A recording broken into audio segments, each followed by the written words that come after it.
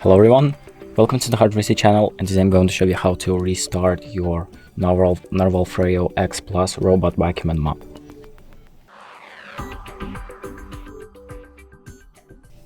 So there are two ways to do this. The first one, if you just hold the power button for 2 seconds to turn it off, and then for 2 seconds again to turn it off, that's going to count as a restart.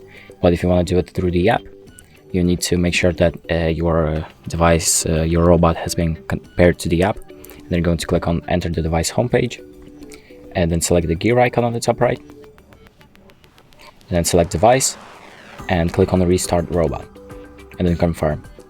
And now you're just going to wait for the robot to restart itself. Powering off.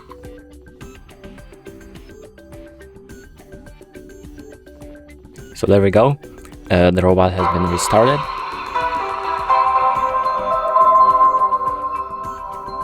Narwal.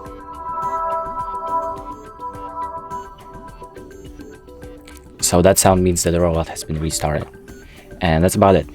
Thank you for watching. I hope this video helps, and make sure to like and subscribe.